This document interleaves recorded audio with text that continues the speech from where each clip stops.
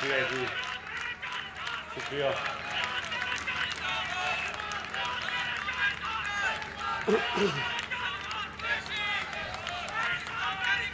بسم اللہ الرحمن الرحیم. ایاک نعبد و ایاک نستعین.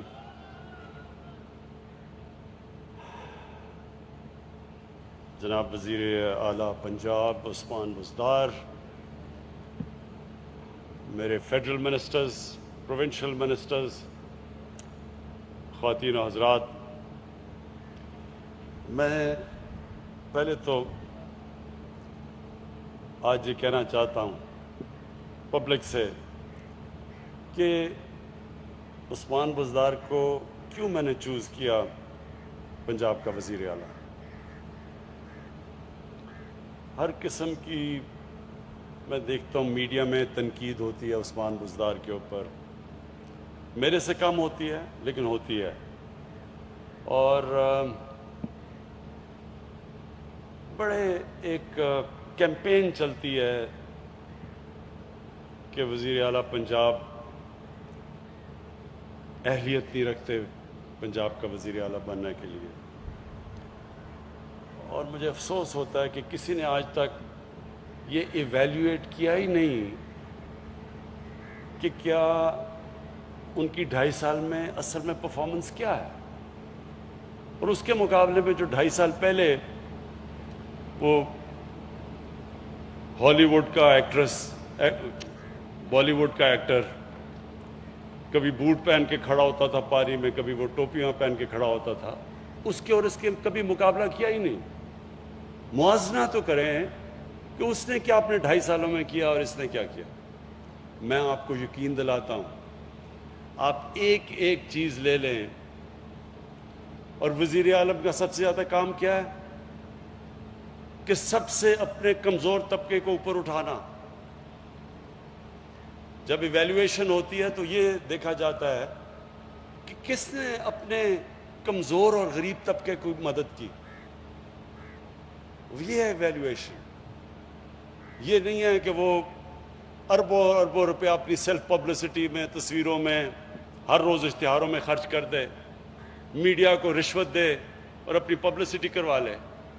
اصل میں ایویلیویشن ہونی چاہیے کہ کس نے اپنے کمزور طبقے کی مدد کی.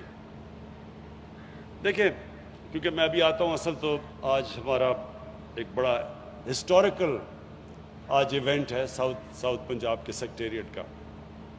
اس پہ آنے سے پہلے میں یہ کہنا چاہتا ہوں کہ میں پاکستان کی پولیٹکس میں کیوں آیا. ایک آدمی جس کو اللہ سب کچھ دے چکا تھا. زیادہ تر پاکستان کے پولیٹیشنز کو کوئی جانتا ہی نہیں تھا پولیٹکس سے پہلے. میں تو وہ تھا جس کو سب جانتے تھے اور اچیو کر چکا تھا، بڑا نام تھا، اللہ نے سب کچھ دیا تھا، کوئی ضرورت نہیں تھی کسی کام کرنے کی. نہ بھی کوئی کام کرتا تو آرام کی زندگی گزار سکتا تھا. میں صرف اس لیے آیا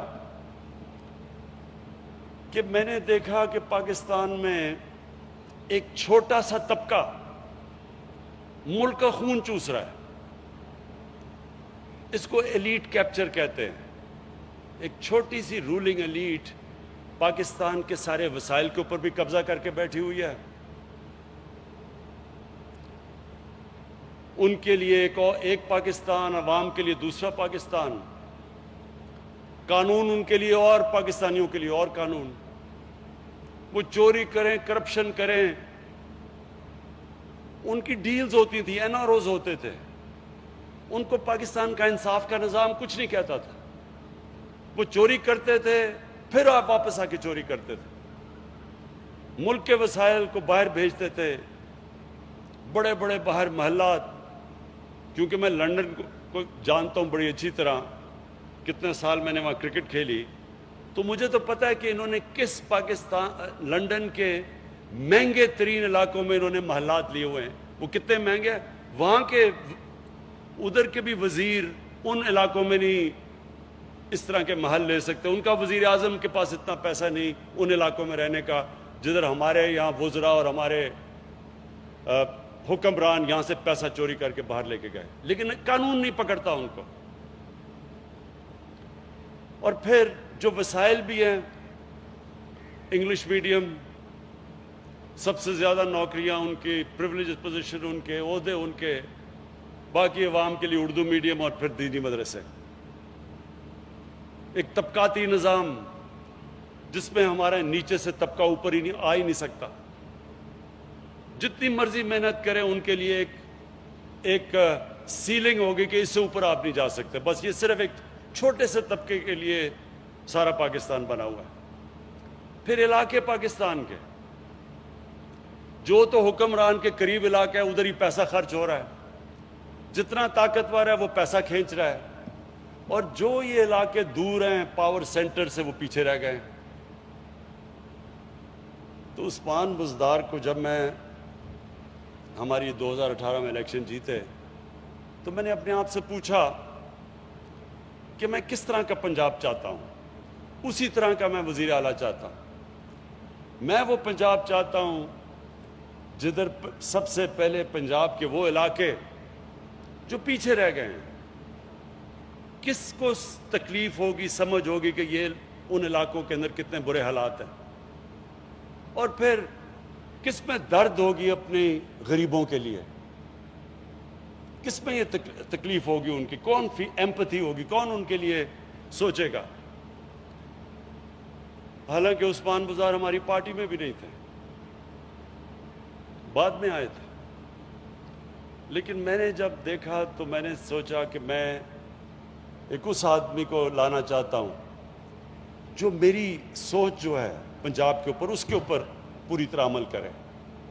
یہ نہ ہو کہ وہ بھی یہاں سے پیسے چوری کر کر کے وہاں بڑے بڑے لنڈن کے فلیٹ لے اور یہاں سے منی لانڈرنگ کر کے اور ٹی ٹیز لگوائے یہاں. وہ آدمی مجھے چاہیے تھا جو پاکستان میں جس کا جینا مرنا ہو، جس کو کوئی چھٹیوں کے لیے لنڈن نہ جانا پڑے، جن کی چھٹیاں بھی باہر، عید بھی باہر، بچے بھی باہر رہ رہے ہیں، اور بڑے بڑے بزنسز ہیں باہر. پالیٹکس پاکستان میں کر رہے ہیں، سرمایہ کاری باہر کر رہے ہیں ملک سے، لوگوں کو کہہ رہے ہیں پاکستان میں پیسہ لے کے آؤ، اپنا پیسہ باہر بھیج رہے ہیں. میں چاہتا تھا وہ آدمی جو ہماری لوگوں کی دکھ اور درد میں شامل ہو، ان کو سمجھے، اور جس کا جینا مرنا پاکستان میں ہو. اور مجھے کبھی اس چیز میں شک نہیں ہے کہ انشاءاللہ 5 سال کے بعد جو ہمیں مینڈیٹ ملا ہے، اس کے بعد جب پنجاب کا ایویلیویشن ہوگی تو میں آپ کو یقین ابھی دلاتا ہوں کہ جو پنجاب میں نچلے لوگوں کو اوپر جس طرح لایا جائے گا، جو لایا جا رہا ہے، جو سٹیپس لیے جا رہے ہیں، پنجاب کی تاریخ میں کبھی ایسا نہیں ہوا ہوگا.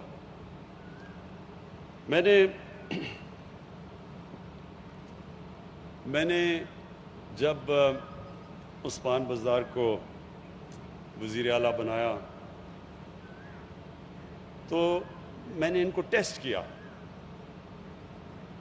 مجھے جب آتا تھا وہاں سے پرانا، جب سے مجھے یاد ہے، جی ٹی روڈ سے جب اوپر آ رہے ہوتے تھے، وہ راوی کا پل کراس کرتے تھے، تو جب داتا صاحب کے سامنے گزرتے تھے وہاں فٹ پاتھ کے اوپر رات کو لوگ لائنوں میں سوئے ہوئے ہوتے تھے. ان کے اوپر ڈیزل، وہ بڑی بڑی ٹرک رات کو آتے تھے، ان کی سارا دھواں آ رہا ہے ان کے اوپر، گندگی ہے ساری اوپر. کبھی کسی نے نہیں سوچا ان کا کہ یہ بیچارے یہ بھی ہمارے پاکستانی ہیں. تو میں نے عثمان بزدار کو کہا، میں نے کہا وہ جو لوگ آپ نے دیکھے ہیں ان کے لیے میں چاہتا ہوں کہ آپ ایک پناہ گاہ بنائیں، اور آپ یقین کریں کہ دنوں کے اندر اس نے پناہ گاہ بنائی، کیونکہ اس کے اندر درد تھی. اور پھر جو باقی کام ہو رہے ہیں پنجاب میں، یہ ہیلتھ کارڈ ہے. سب ڈرتے ہیں جی وہ ہیلتھ کارڈ میں اتنا پیسہ خرچ ہوگا. آپ یہ چیز نہیں جانتے ہیں، کیونکہ میرا 15-20 سال مغرب میں گزرے ہیں. امیر ترین ملکوں میں ہیلتھ انشورنس نہیں دی جاتی مفت. امیر ترین ملکوں کی میں بات کر رہا ہوں، یونیورسل ہیلتھ انشورنس. ان کے اندر تھوڑے لوگوں کی مخالفت بھی تھی، وہ ڈرے ہوئے تھے کہ نہیں جی ہم سارے پنجاب کو ہیلتھ کارڈ کیسے دیں گے، کدھر سے پیسہ آئے گا. یہ میرا ایمان ہے، جب آپ اللہ کا کام کرتے ہیں پیسہ خود ہی آ جاتا ہے. آج عثمان بزدار 60% ہے پنجاب پاکستان کا.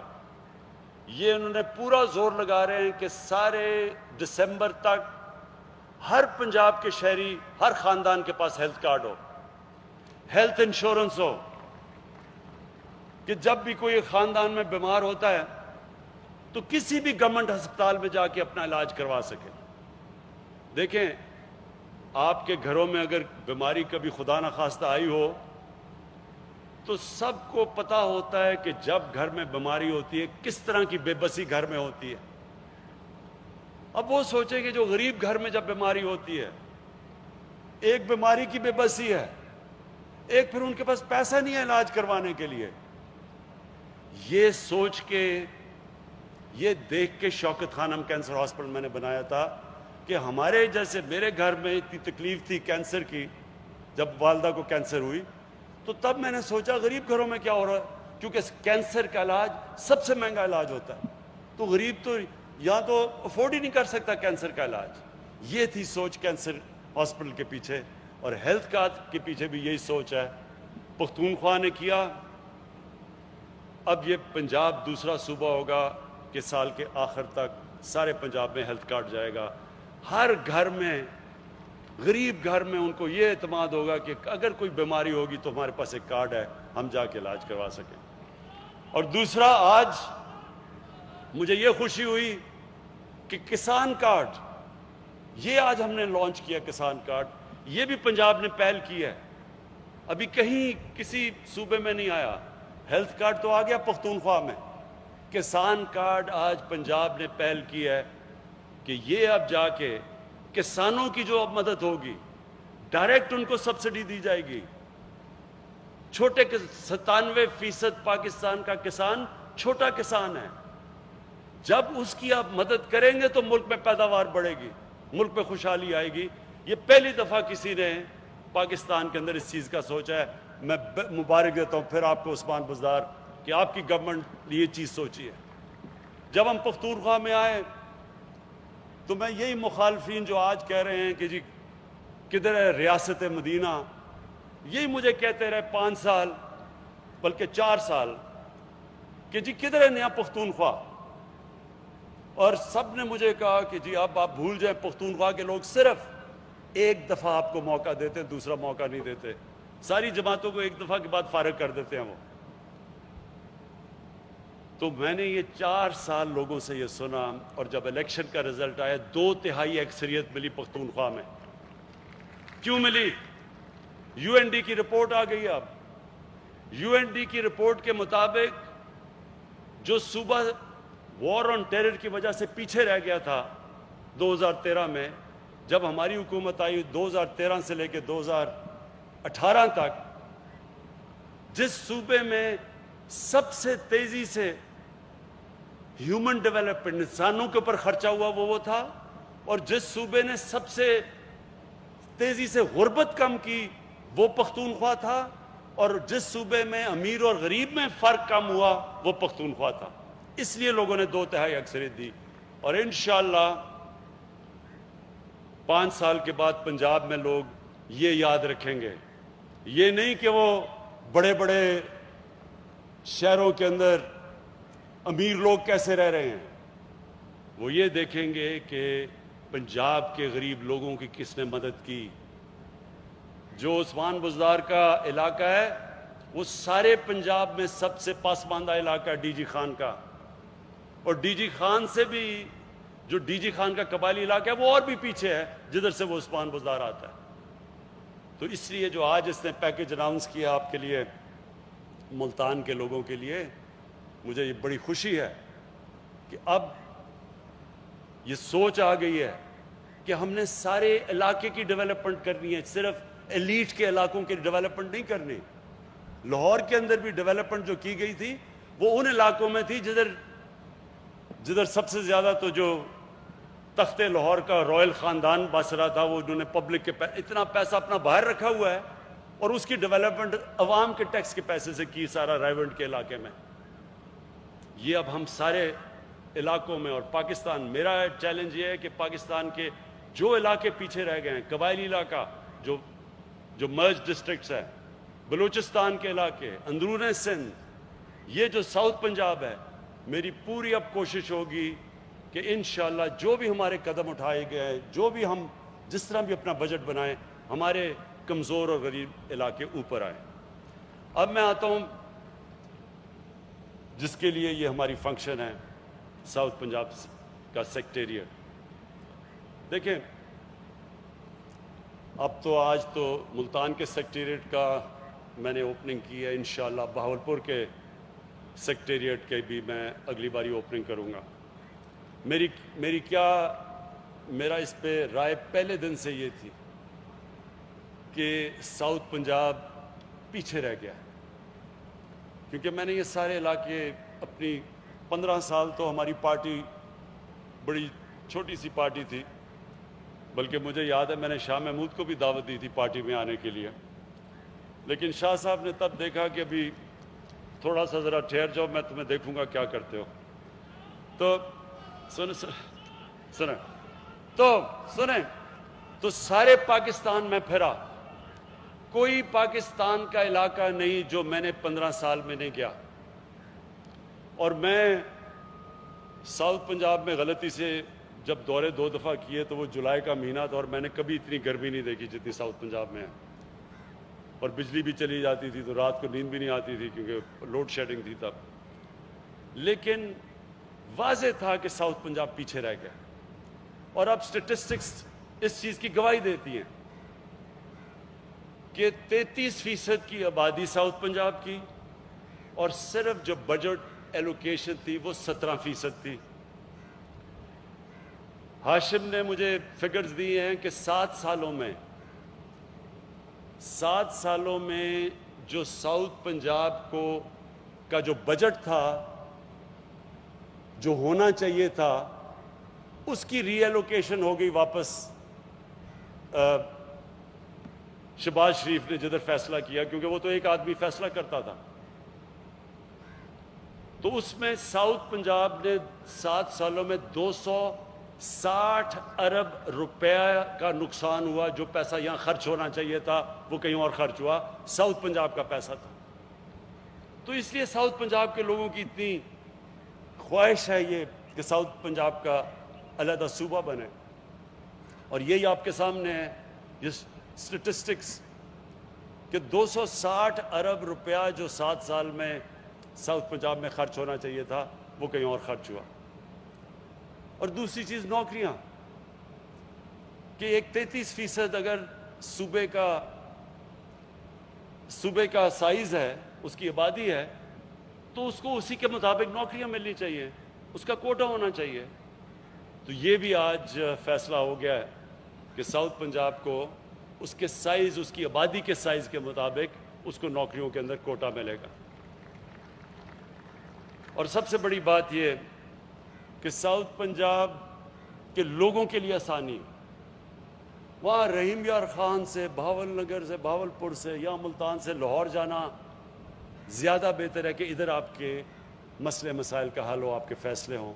تو یہ ہر طرح یہ سیکریٹریٹ ایک شروعات ہے، اور انشاءاللہ پہلا موقع پہ یہ ہم جا کے اس کی کانسٹیٹیوشنل امینڈمنٹ کی طرف جائیں گے کہ ساؤتھ پنجاب کا علیحدہ صوبہ بنے، اور انشاءاللہ وہ اب بنے گا۔ میں آخر میں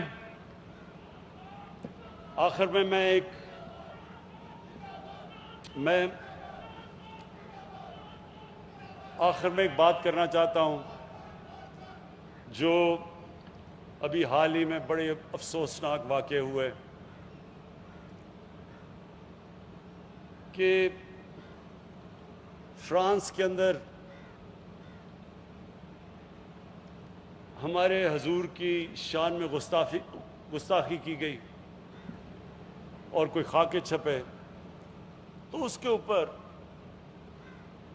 ایک جماعت نے آ کے حکومت کی کن پٹی پر بندوق رکھ کے اور کہا کہ جی فرانس کے ایمبیسڈر کو واپس بھیجو۔ اب میں سارے اپنے قوم کو کہنا چاہتا ہوں کہ ہم سب،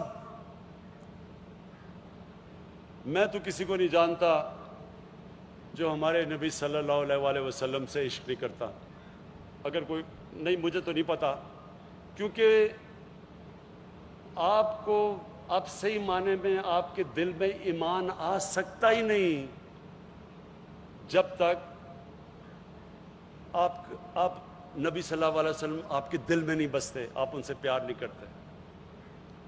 کون زیادہ کرتا ہے کون کم کرتا ہے یہ تو اللہ ہی جانتا ہے، نیتوں کے راز تو اللہ کے پاس ہے صرف۔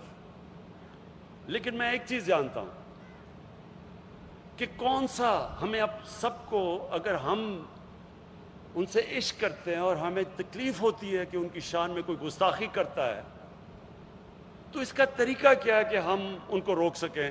باہر کے ملک کے لوگ ہیں، ہم ان کو کیسے روکیں؟ دو طریقے سامنے آ گئے آپ کے۔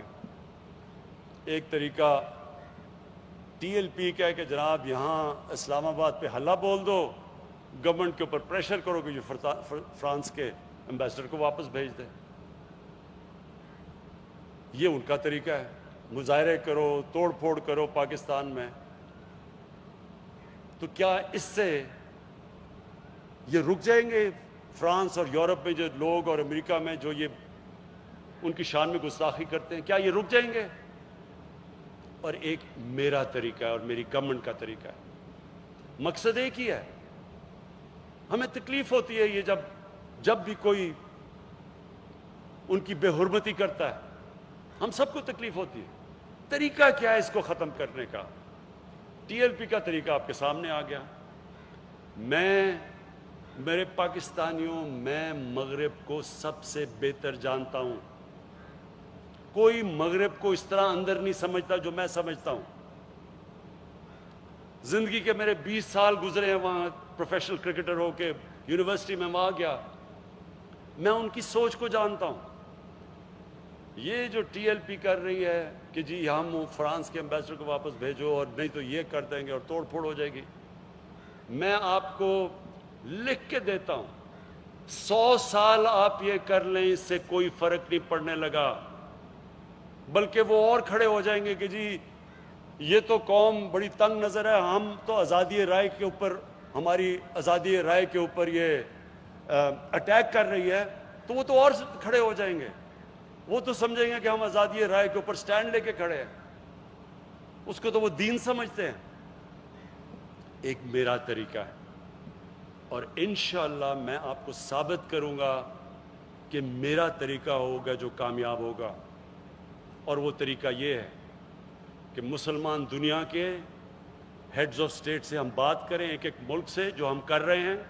ابھی شاہ محمود نے 4 دنیا کی فورن منسٹر سے بات کی اور وہ سب متفق ہیں ہمارے ساتھ۔ سارے مسلمان ہیڈز آف سٹیٹ کو ہم اکٹھا کریں گے، ان سے ہم ایک مل کے ایک اپروچ، جو اس اپروچ کے ذریعے ہم جائیں گے یورپین یونین میں اور یونائٹڈ نیشنز میں، اس کا آغاز ہم کر چکے ہیں۔ ان کو ہم کہیں گے کہ دیکھیں، آزادی رائے کے نام پہ 1.25 ارب مسلمانوں کو آپ تکلیف نہیں دے سکتے۔ یہودیوں کو آپ تکلیف دیتے ہوئے سوچ بھی نہیں سکتے، ان کا جو ہولوکاسٹ جدھر یہودیوں کی قتل عام ہوئی تھی، کوئی سوچ بھی نہیں سکتا کہ اس کے اوپر کوئی بھی منفی بات کر سکے، کیونکہ یہودی اکٹھے ہیں۔ 4 یورپین ملکوں میں جیلوں میں ڈال دیتے ہیں کہ اگر ہولوکاسٹ کے خلاف آپ کوئی بھی منفی بات کریں۔ تو کیا ہم 50 مسلمان ملک مل کے، کیا ہم ان کو یہ نہیں کہہ سکتے اور سمجھا نہیں سکتے کہ آزادی رائے آپ ہر چیز پہ استعمال کریں، لیکن ہمارے نبی صلی اللہ علیہ وسلم کی شان میں آپ گستاخی نہیں کر سکتے؟ اور پھر اگر آپ کریں گے تو پھر جب 50 مسلمان ملک ایک لائے عمل طے کریں گے کہ ہم آپ کی ٹریڈ بوائکاٹ کریں گے، ہم آپ کی چیزیں نہیں خریدیں گے، اس کا امپیکٹ پڑے گا، تب ہم کامیاب ہوں گے۔ اور انشاءاللہ یہ میری حکومت اس راستے پہ لگی ہوئی ہے، اور انشاءاللہ ہمارا 5 سال پورے ہونے سے پہلے میں اپنی قوم کو خوشخبری دوں گا کہ سارے انہی ممالک کے اندر ہمارا پیغام جا چکا ہوگا، اور ان کے اندر بھی جس طرح یہودیوں کی یہ ان کو تکلیف نہیں دیتے، ان کے دلوں کو نقصان تکلیف نہیں دیتے، ہمارے لیے بھی وہ بھی کبھی بھی ان کے ملکوں کے اندر اس طرح کی چیز نہیں ہوگی، اور وہ میرے طریقے سے انشاءاللہ ہم کامیاب ہوں گے۔ میں آخر میں پھر آج ایک بڑا خوشائند دن ہے، یہ شروعات ہیں ساؤتھ پنجاب صوبے کی، شروع ہو رہا ہے سیکٹریٹ سے، سٹیپ بائی سٹیپ اپروچ ہے، بہاولپور میں بھی کھلے گا، ملتان میں بھی کھلے گا، اور اس کے بعد جیسے جیسے لوگوں کے یہ ٹرانزیشن ہوگی، ایک دن ایک پورا آپ کو اپنا ساؤتھ پنجاب کا صوبہ ملے گا۔ بہت بہت شکریہ۔